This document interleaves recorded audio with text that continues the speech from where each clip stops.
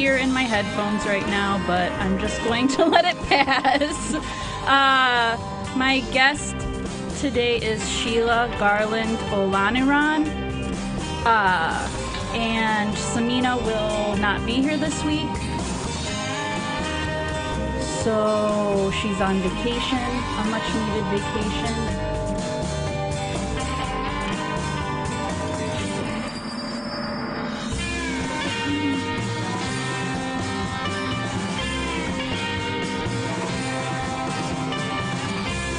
Keep going. Sorry, everyone. This is Shauna East, and you're listening to the Left. I'm here with Sheila Garland Olaniran, our lovely guest host today. Samina is on vacation, which she very well deserves. You can go ahead Absolutely. And say hi, Sheila. Okay, I was just trying to figure out when I could pop in because I am a loquacious one. It's great to be here. It's really good to have an opportunity to sit in and do some rapping and talking, as we used to say back in the day. So, first of all, I just, there is an elephant in the room this week, and it's been suggested that I don't talk about it, and out of respect for my co-host, Samina, who is not here, I will not do that because I haven't been able to commiserate with her. But what I just wanted to briefly talk about was why we did this show. We did this show because we were interested in independent media and having an independent voice and being able to come on the air and talk about issues that we think are important. And we think it's important that we're able to express our opinions, and I just wanted to make it clear that, you know, we're going to continue to do that and that we pay for our airtime and we are unbought and unbossed. Well, and you are not going to tell us what to say on our show. All right. And that's about it. I think drop the mic. So let's move on. Let's move on. I know Sheila wanted to talk about some things that happened this week. Yeah, there are so many things that I think the week kind of slowed down a little bit because of the holidays, but I definitely wanted to mention another death at the border. A young Guatemalan boy traveling to the U.S. and the migrant caravans, right, died waiting at the border to seek asylum. A couple of things that are going on that were of interest to me, but I'm going to talk a little bit more about why this is important for all of us and sort of the historical thread that connects us all. But the young boy with his father were seeking asylum. He fell ill, but he didn't survive. Which, you know, he had traveled all that way just to get so close. At the same time that the borders are being, the laws and the regulations that allow people to seek asylum are being challenged by this administration. But to her credit, Ruth Bader Ginsburg, as well as Roberts, made the decision from a court case that had come up about changing where people can seek asylum at the border. And she did that from the hospital, from what I understand. She did it, yeah. She's like one of my real-life heroes, and there's a lot about her that we don't know, that we should know. But I want to say, you know, because I think we all have kind of an immigrant story. I wanted to talk just a little bit about why we should care about what's happening at the border now. You know, just a little bit about myself. I'm from Flint, Michigan. My parents, I always say that my parents were migrants from the South, escaping state terror, segregation and Jim Crow, and economic devastation and economic crises. And they came up on the back of a migrant truck picking crops to get to Flint, Michigan. A lot of people escaped from the South to various urban centers in this country, and what was described as the largest internal migration of humanity in the history of civilization. So that was huge, like over 1 million people were displaced and moved. And also because, you know, because of that history that I have and that a lot of us share in the African American community, folks from the Appalachian Mountain area, we've always been in a position where we're displaced. And it's really difficult to talk about, people being displaced worldwide without talking about the internal displacements that have taken place in this country that doesn't become a part of this immigration discussion, and why that history connects us in a way that we don't necessarily think about. And so it ends up becoming this thing about we have to do charity and good works, which is important, but we also need to understand why this happens. And from my parents' time, it was because farming became highly mechanized. And so the large droves of black folk that they needed to pick crops in the South were no longer needed. And in addition to the terror that was visited upon many families, I lost a great-grandfather to white terror and to the Klan. And so these are real-life things. So if you don't understand, think about, what happened to folks in Appalachia and folks in the South, both black and white, what happened to our Filipino and Chinese brothers and sisters internally, and connect that to the broader sort of global struggle around finding stability because of economic and political terror visited upon communities. And what's happening in Honduras and in the global South, the United States is absolutely directly culpable for those folks fleeing their homeland, especially in Honduras. I was in Honduras last year and met with a lot of folks that are really battling the U.S.'s role in destabilizing their country and their economy and their political scenes. So it's a very serious situation. Yeah. It's really interesting to connect your story with what's going on down at the border right now, and that we have a lot more that we can identify with and unite around shared experiences rather than continue to be divided. Precisely. And we wanted to talk a little bit about your work with the Poor People's Campaign, and I think that's a good segue into that, if you wanted to talk a little bit about.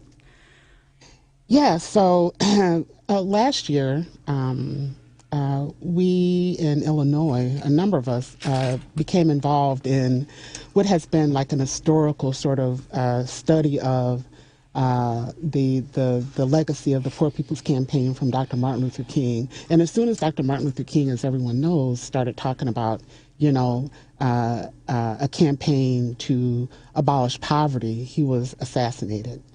Because when you rightfully start talking about a campaign to abolish poverty, you really start talking about the unity of the working class in this country. Which is incredibly radical. Incredibly radical. But the fact that he was that radical in the late 1960s and 68, really speaks volume about what the impact of capitalism has been on the political development of our class and sort of the lack of what we're witnessing now. But so the Poor People's Campaign is a national campaign for a moral revival. It really is taking a look at the moral implications of this huge discrepancy, disparity between the rich and the poor. We're not poor because we're somehow have failed, but we're poor because there are a handful of people that are incredibly rich. That wealth comes from somewhere, and it comes from us. Right. And we have to recognize, what that means. And so the Poor People's Campaign is a gathering of those people that are directly impacted across the country. We had over 30 states that were involved in what was called direct action, moral fusion, disobedience. I think I probably got it wrong. It was a mouthful. And we all went to the state capitals across. So it was the first... During the 40 days. Yeah, 40 days. This was earlier this year. And it was the first time that kind of action took place where it was coordinated. It had a national... it had a national focus, but the states were moving. And it certainly drew the attention of the political police in the state in terms of what are these poor people doing. So I don't know if that's me or is that you? Lady B, we can hear you. Hi, Lady B. Lady B's got the sniffles. Sorry. Woo, woo, woo. Go on. We're having having technical difficulties, y'all. So the Poor People's Campaign has four significant pillars. It's around abolishing poverty, abolishing systemic racism, really addressing the issue of the military industrial complex and abolishing that, as well as ecological devastation. And it's a broad array of sort of issues that get coupled in these. There is also, breaking down those divisions between working class, Exactly. which those in power benefit most when we stay divided. And what we're doing is breaking down those barriers and uniting at all costs. And, just one more thing I wanted to say about that, which I think is really important, and hopefully we'll talk about this more in the show, is that the Poor People's Campaign is really a campaign about independence. It's about independence from the two political parties and really moving forward about something much like we had to abolish slavery for industrialism to expand. We have to abolish poverty if we're going to take care of ourselves. That's like the key thing that our generation and the generations coming are going to have to grapple with, is this issue of growing poverty. And there are all the data. In fact, there's recent data that shows that the country with the fastest growing rate of poverty is the United States. Mm-hmm. And so we're talking about every four out of every five people in this country experience poverty at some level in their life. And, women especially are impacted because we still don't have equal pay. But it's more than that. It's really looking at what are the systems that create this kind of poverty. And we're seeing a lot of people be more poverty-stricken than the generation before them. It's true. And actually the exposure of poverty in white communities, that was one of the things that we had to grapple with when we were doing the 40 days, is that a lot of folks were saying, where are all these white people coming from? White people aren't poor. And what's happening is that white people are experiencing poverty at increasing numbers, and not in the same way, but in a growing instability, but still trying to keep up the veneer of being okay. And so the Poor People's Campaign really allowed those folks a place, a home. And even though you might have your own particular identity issues around whether you're Black or woman or immigrant or whatever, there was a place for you in that campaign, because we were joining together to really talk about how our lives are being impacted by the system and what we can do together. And being together, I think, is the key thing. So if we're not together, we can't really accomplish that we need to accomplish. And the next phase is about to kick off for the Poor People's Campaign on January 7th. The Poor People's Campaign is going to be meeting in Washington and having a rally and press conference to deliver their demands to Congress related to voter suppression. Absolutely. So looking forward to seeing what happens with that. And I'm trying to go, actually. Yes, well, hopefully that will happen.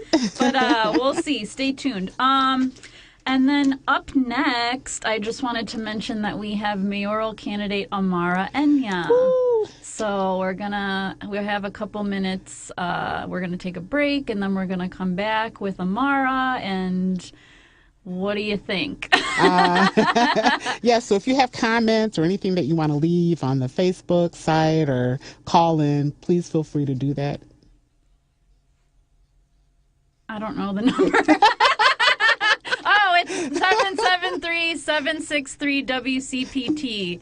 But that section will be later. We'll let you know when you can call in. But get ready. You can also comment on our To the Left with Samina and Shauna Facebook page. This live stream is happening on Facebook Live right now, and you can comment any questions for Amara on there. And I think we'll just take our break now. If Lady B is okay with that, and then we'll be back in 2 minutes with Amara Enya, mayoral candidate in the city of Chicago. Yes. Thank you.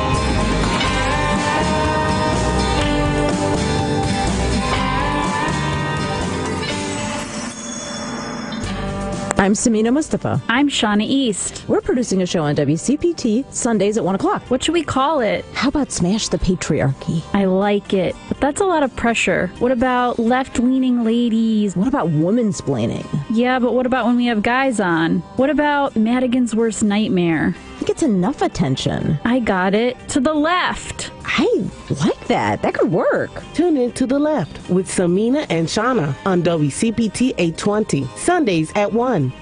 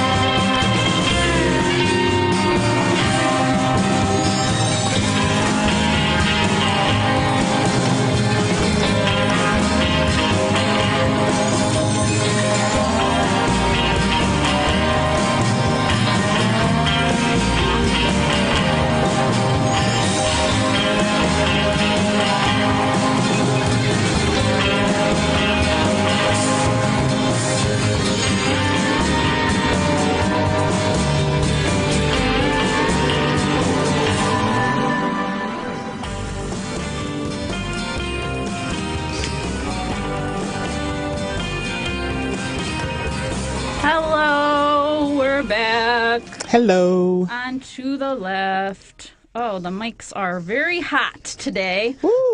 So you're listening to the Left with Samina and Shauna. Today we have co-host Sheila Garland Olaniran. My I hope whole I name. said that right. It's perfect. And just make sure you know that you can also watch us on Facebook Live at facebook.com/To the Left Radio, and like our Facebook page while you're at it. And you can share comments and questions with us using the hashtag To the Left, and also right on the live stream you can comment right on there on our Facebook page. And we are very happy to have Amara Enya with us in the studio. She Welcome, is Amara. running for mayor, in case you haven't heard. Good to be here. Great. What? That's nice. Shauna, you are full of surprises. I didn't even do that. All right. Oh, I'm Would you sorry. like to- I'm like in a totally different Amara. So this is a real treat for me because I've known you for a while, and we share some kind of history with the immigrant experience, and I've had many opportunities to hang out with you and get to know you as an organizer and a justice warrior.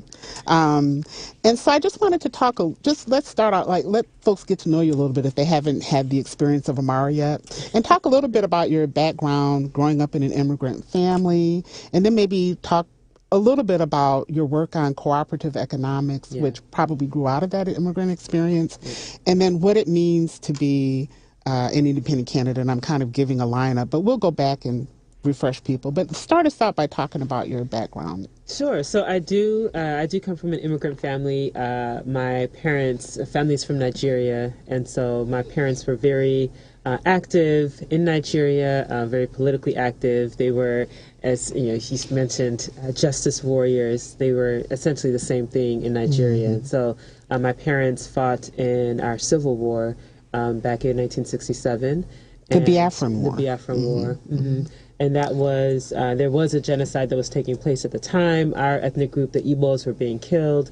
There was a lot of unrest, a lot of things that were happening during that time. And so my parents were quite young, in their 20s, when they were involved, but they continued even after the war was over to organize. We had a number of dictators in Nigeria in the years after that. That's right. And so they continued organizing even when they came to the United States. So, and the war in Nigeria at that time was really over oil, because the area where the Igbos were was rich in oil. Yeah, so there was just this interesting with Nigeria and many other countries on the continent that were sort of arbitrarily formed by European powers. you ended up creating a country out of very different groups, ethnic groups. And of course, with the interference of European entities, that meant determining who got access to power and resources, who was leading the government, and it created conflict. So it's the usual geopolitical story about what happens with interference on the continent, and that played out in Nigeria. Right. And so it created just a severe conflict between the Igbo, who were in the oil-rich region, and other smaller ethnic groups also in the south. The Ogbonna. Exactly. Who were pushing for self-determination and to become independent. And of course, European interests that have a vested interest in the oil wealth in that region, of course, cannot have an independent independence there. Voice and precisely. Exactly. So you were born here? Yes. So you were like definitely first generation. Definitely. Okay. Yeah, so first talk about what generation. that was like growing up in this area. So it's an interesting experience. So first generation, we tend to have this similarity because we straddle different cultural identities. And so I think part of the reason why I've always been sort of a bridge builder and able to navigate spaces of difference was from growing up in that sort of bicultural experience where inside the home we were very much raised with our cultural values, language, food, etc. But outside the home, we obviously were living in the United States, living in America, and all that entails. So you end up learning how to navigate difference in a way that is very thoughtful because our experiences, when you go home, you're not quite Nigerian enough. When you're here, you're not quite American enough, right? And it's just interesting dynamics. We've lived in Black community. I live in the Black community now, and so there's so much I see that are similar in terms of our experiences. And then there are just the ways that we navigate difference, I think, that are different. And that, I think, goes across the board for many first generations from any other country. Like we kind of have some kind of shared struggle, shared experience growing up straddling different cultures. One thing I noticed was you have been incorporating Kwanzaa, the celebration of Kwanzaa, into your communications this week, and I thought it was so incredible how in alignment it is with what I hear you talking about. If you wanted to talk a little bit about that? Yeah. So for those who aren't aware, this week is Kwanzaa week, so it starts right after Christmas, and it is based on these 7 principles, and each day we represent a different principle. So we did Ujima, I think today is Nia, we've done Ujama, Kujichagulia, self-determination. So each of the 7 principles to me represents principles that we grew up with, and even if you look at African culture,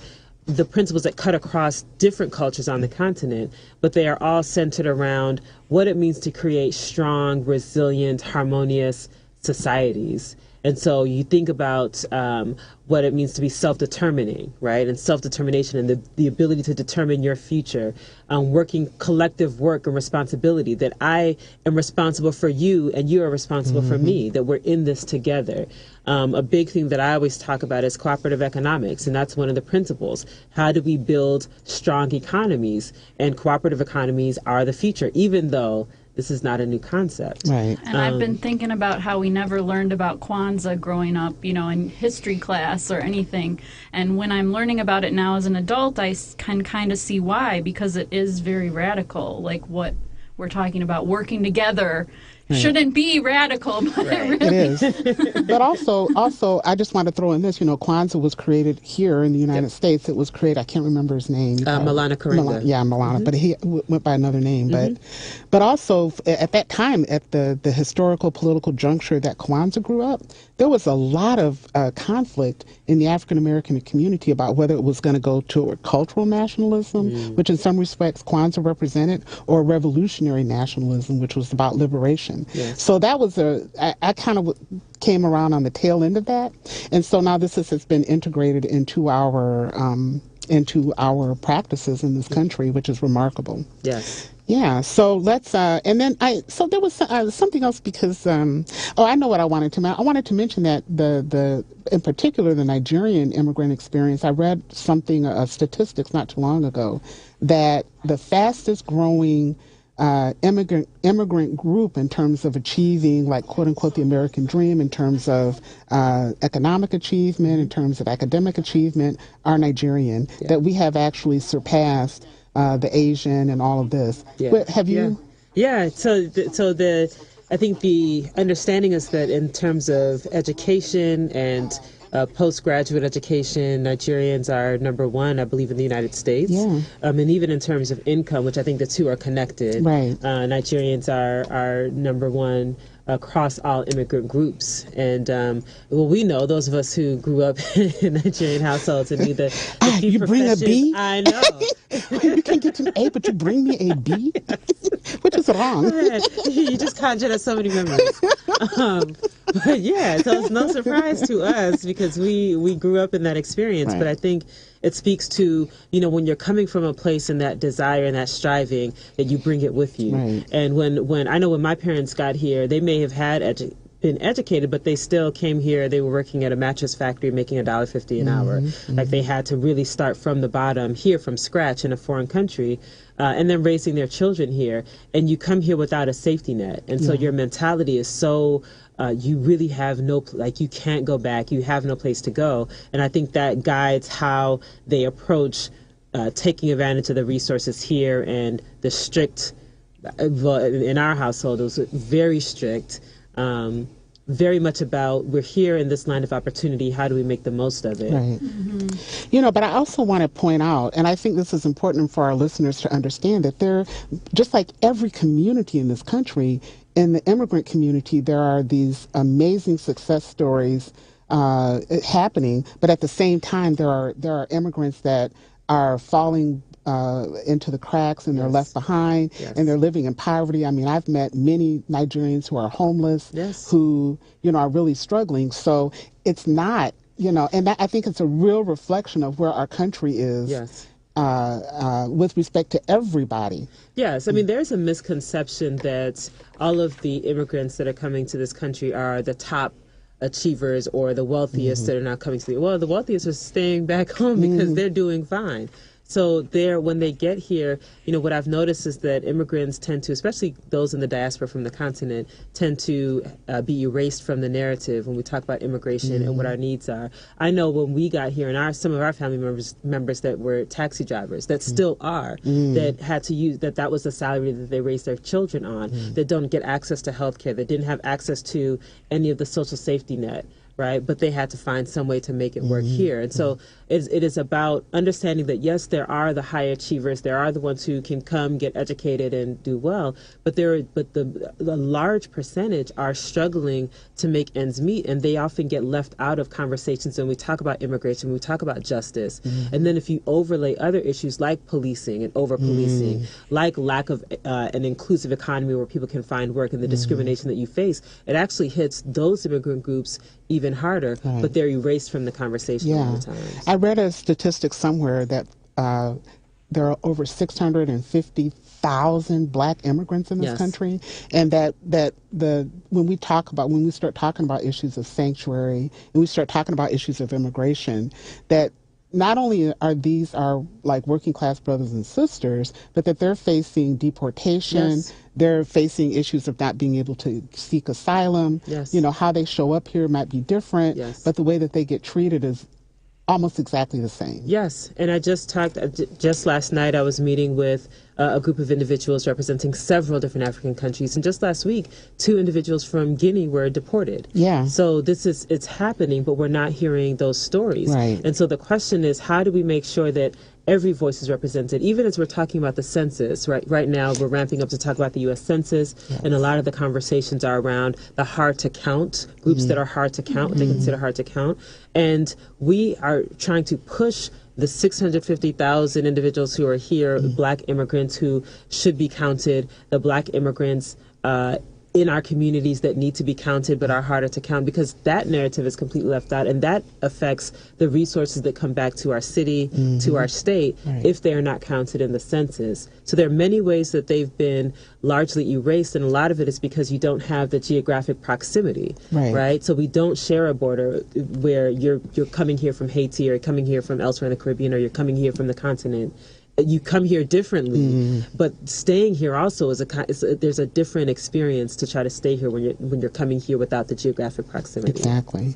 We're just want to let everyone know we're talking to Amara Enya, who is running for mayor of Chicago. Yes.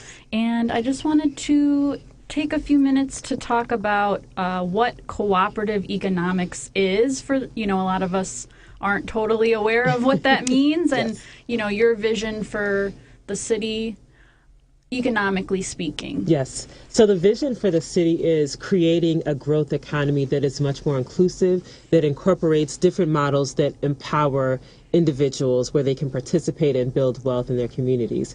Cooperative economic models are democratic forms of workplaces. So think about your typical small business, for example. In a worker-owned cooperative, the employees are actually the owners. What that means is they get to determine their salaries. They have a democratic process to determine their business model, all of the attendant factors of work, your paid sick leave, your vacation days, all of those characteristics. The employees are the owners, so they determine those things collectively. It is a much deeper form of a business practice that rebuilds wealth because it takes away the exploitative nature of the traditional business models. And typically what happens is you can pool your capital, so you pool resources together to start that business. A lot of times, especially in marginalized communities, we find that they're still redlining, they are still discriminated against, and they want to get loans to start up their businesses. And so the only alternative is to rely on each other to pool our capital so that we can start our own businesses. And so this is a model that it's not new. It's actually been put in place in many other areas in the country and around the world. It's a cultural model as well that's worked. But here in Chicago, we've not thought outside the box. And when we think about issues of gentrification, when we think about the lack of wealth building in so many communities, this is the way to address that. And beyond worker-owned cooperatives, we also talk about land trusts and the idea of communities owning land in their neighborhoods, which means they now have a say and control over how that land develops and making sure that it's affordable. And there are also housing cooperatives. We talk a lot about affordable housing and what it means to not get displaced because you can no longer afford where you live. So it is a set of models that can be transformative, that can build wealth, that can actually create more retention of our population. But we haven't done it here because we have not thought outside the box. And I think this is a great time for us to start pushing outside those boundaries. And then talk a little bit about the role of a public bank in that scenario, cooperative economics. Yeah, so a public bank is absolutely crucial because it is, if you think about a bank whose only responsibility is to make sure that the economy of the city is strong, that means that they do not engage in bad, we call them toxic swaps, bad bank deals that end up costing municipalities money. Their allegiance is not to profit for shareholders, which is what the traditional bank model has allegiance to. God, revolutionary. It is. And as so many conversations are talking about the pension, they're talking about revenue, they're talking about all of these things. With the public bank, that allows us to actually generate our own revenue. It allows us to fund our own infrastructure projects, which goes into the billions.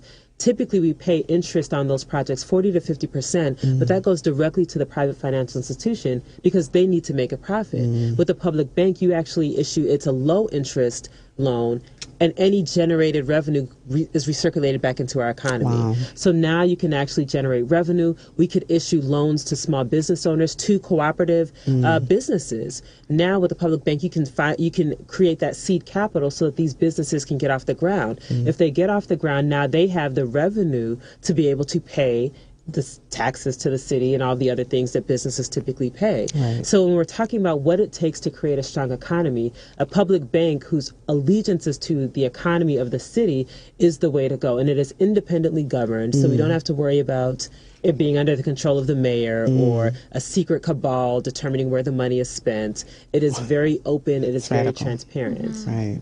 I remember hearing you talk. You contributed to the book Chicago Isn't Broke. Yes. And I remember you talking about this idea of a public bank and cooperative economics on part of the speaking tour of the book. And contained in that book was also a chapter that I think, who was it, Bill Barkley and professor. I can't remember. They talked about the LaSalle Street tax. Yes. So I know that the city of Chicago is barred. I think the exchanges went to Springfield back in the 80s to bar Chicago from ever implementing a tax on financial transactions in Chicago. Yes. So I know this wasn't, but I just wanted to just briefly, like, where are you on the LaSalle Street? So I had been, I think a few years ago, we had legislation in Springfield, and there was a hearing. And we actually, I think some of the leadership in, maybe it was the Board of Trade or some from the financial district actually came down and stated their case against the LaSalle Street tax. And it was really... With their bodyguards. I think it was really interesting. I mean, they were really... but when you heard their argument, the argument was simply, we don't want to be the next cash cow for the city. So it wasn't that this is an invalid idea, it's not doable. It was they felt that government has mismanaged money already and they don't want to be the latest on the hook. Wow. So for me, that's, even though we didn't get what we were pushing for, it really lent clarity to the fact that if we're pushing for the kinds of reforms that create accountability, transparency, address corruption, that kicks the leg out from under their sole argument, which was, well, we don't want to be the ones who have to foot the bill because government is corrupt. It's so true. Very I was good. at that hearing, so I remember that. We got to take a quick break. A break? No. Just a quick one. So we're with Amara Anya, who's running for mayor, having a discussion, getting to know her, and we'll be back.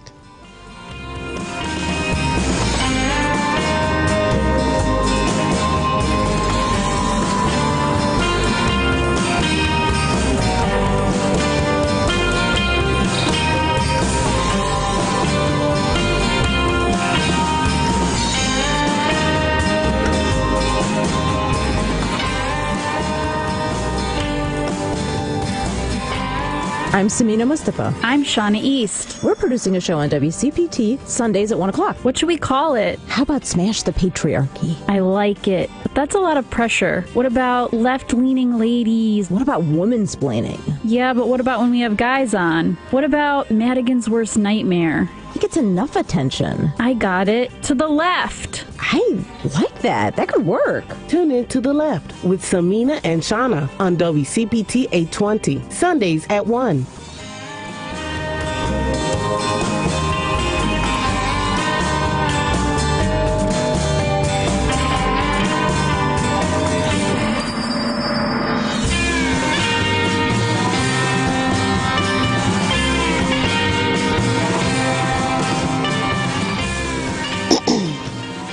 Welcome back, Chicago, and outside of Chicago, and as far as the WCPT signal will reach. Yay. You're listening to the Left with Samina and Shauna. Samina is on vacay, and we have Sheila Garland Olaniran here as my wonderful co-host, and our guest in the studio is Amara Enya, who is running for mayor of Chicago. Yes.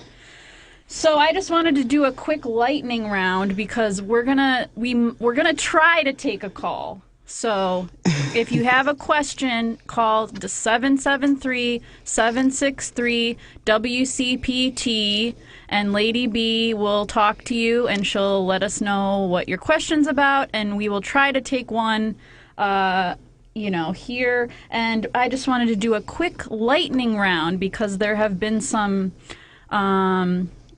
mistruths, perhaps. Some deliberate misinformation. Some deliberate Some misinformation. Some lies. Some bold-faced Some lies bold-faced lies.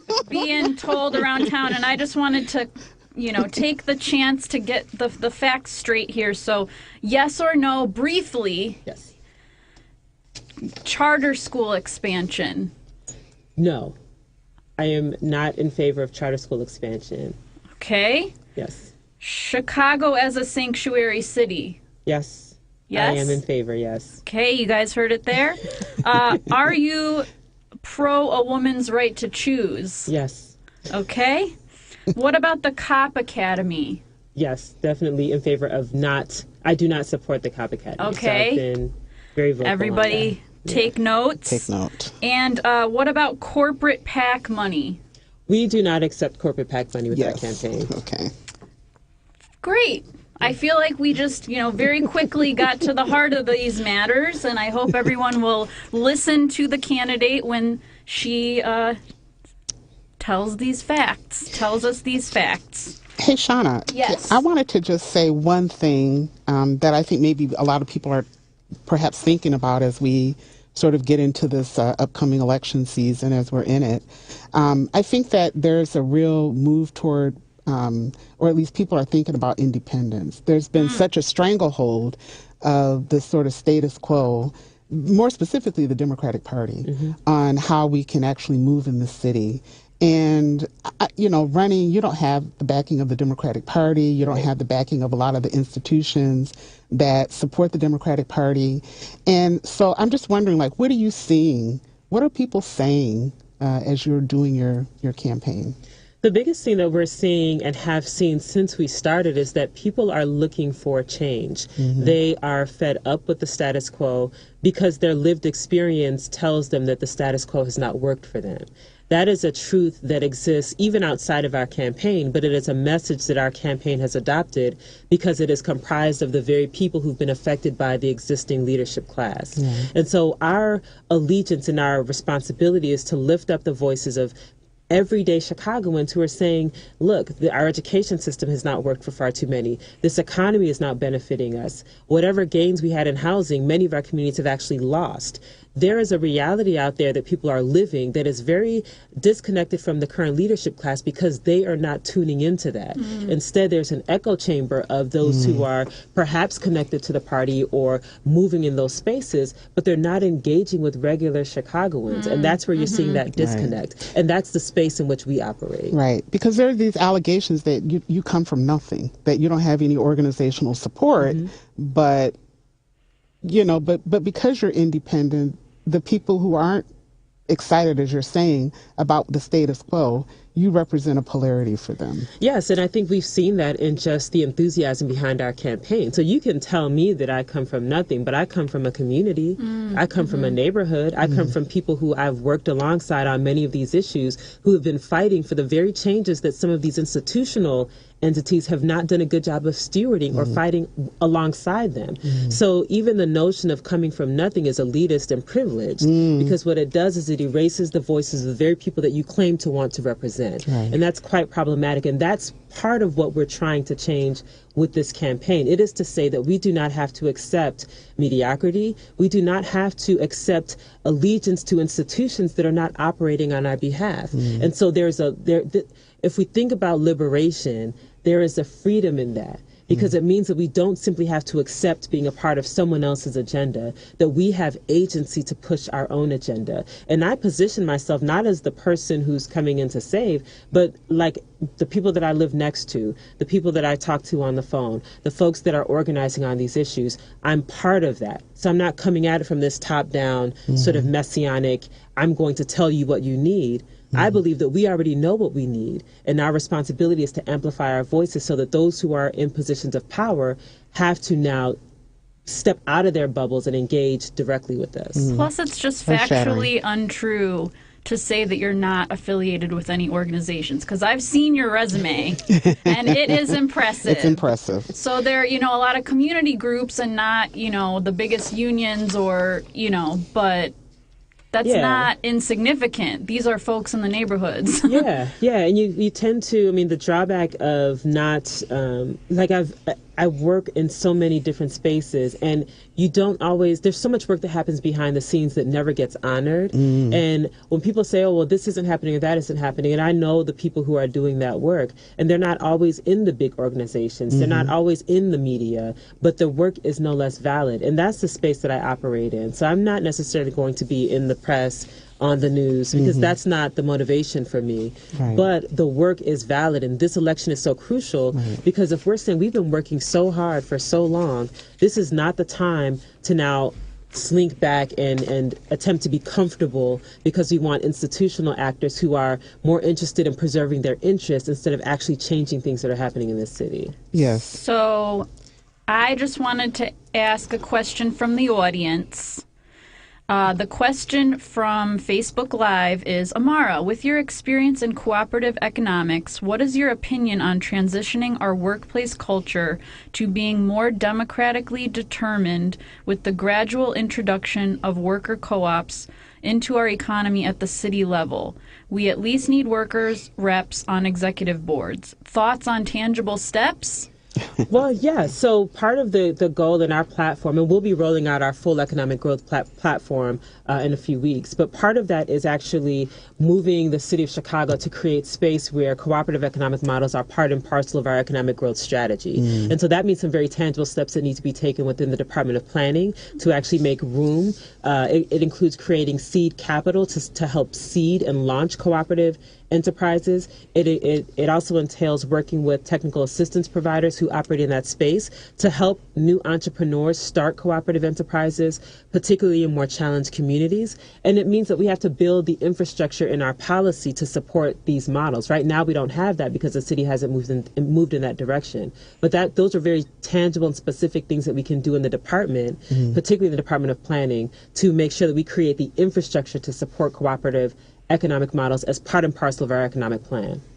So in short, it's like saying instead of wealthy investors making decisions that affect workers actually have a say, and because who knows best as to how this affects them than the workers themselves. So these co-ops would actually be democratically run. They would, still make profit, but then the workers would determine where that profit goes, whether it goes back into the company or whether there's profit sharing and things like that. Yes, and it's even more important now because unions have been put in peril with the Janus case and how that came out, and we're seeing collective bargaining rights being attacked on all sides. And so we have to start to think about how do we evolve given the circumstances that we're in, given what's happening with collective bargaining. We had so many strikes happen just in the last few months alone, whether it was the symphony orchestra or the hotel workers.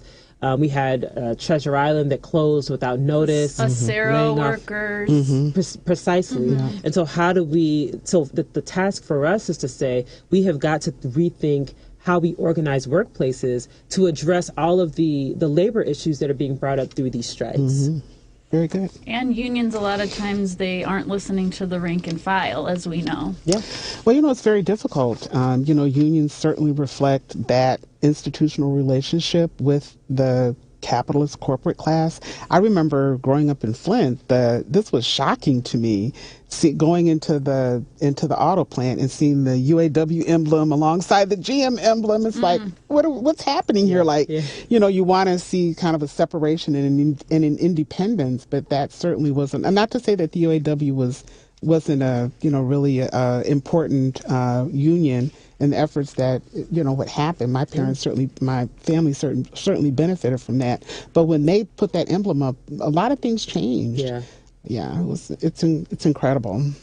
So it's about that time to wrap up, I wanted to spend a few minutes just talking about, I know you have an event today, so if you want to talk a little bit about that and let us know how folks can plug in and any calls to action that you might have. Yes, so we are heading into the final sprint of the campaign. So everyone who is interested in getting involved can go to our website, amaraenya.com. That's AMARAENYIA.com. You can sign up. We have many things for you to get involved in. We also have a calendar of events that are coming up. You can join any one of our teams. We do have an event this afternoon at 3 o'clock. It'll be at the Silver Room pop-up location over in Wicker Park. And the topic of that event is economic justice. So we are releasing an economic justice platform, which is a subsection of our larger economic growth platform. And we wanted to address these issues of ticketing, what we call a punitive city, a city that tickets, fees, and fines drive people into bankruptcy, that we're raising revenue on the backs of those who can least afford it. And what do we do to create a city that is not punitive? We call it being progressive, productive, and not punitive. Right. That is the basis of our economic justice platform. And we're releasing this against the backdrop of this broader conversation for me personally, where there's this call to release our tax returns as candidates. And we said we don't believe we could easily have just thrown our tax returns out there and for the press to write whatever story that they want. But we represent, and I represent, Chicagoans who are trying to afford to stay in this city. And how do we address the issues that make it difficult to afford to stay in this city? And that's why we're rolling it out with economic justice. So that event sounds amazing, and I'm actually going to be there too, so you can come say hi to me and Amara. And it's at 1302 North Milwaukee Avenue at 3 p.m. today. So definitely check it out. And So I can't be there because my honey bunny is visiting. come on, honey bunny. I know, and we're gonna go play with bumper cars. So, and my son is right. visiting too. So, we're gonna go do bumper cars. Fair enough. Okay. So thank you so much, Amara, for being here. It has been I've Absolutely. been wanting to have you on, and I'm really glad that we made it work. Yes, it's been a pleasure. You guys are two of my favorites. So Oh yeah. So Absolutely. I just wanted to do my closing thank yous and whatnot, and then Sheila can give her shout outs. So I just wanted to thank Ms. Lady B, our wonderful Yay, producer. Miss Lady B. I wanted to thank Samina, who is not here, but it is Enjoy your missed. vacation. Yeah. And thanks you to Sheila for being here, and you did a great job. Thank you to Amara for being here. Thank you to Jackrabbit, and thank you to all the folks who have bought tickets to our fundraiser on March 16th at the Hideout. And I just wanted to let everyone know that early bird tickets are on sale for $27, and you can get them through tomorrow. So the 31st going at online right now. 11:59 p.m. tomorrow. You can just send $27 per ticket to secretgeeksociety@yahoo.com, and that's also posted on our Facebook page. So yeah, please take advantage of that because we need the rent money for January, to be quite honest. And rent meaning our airtime, which is brokered, so we pay for it, you know.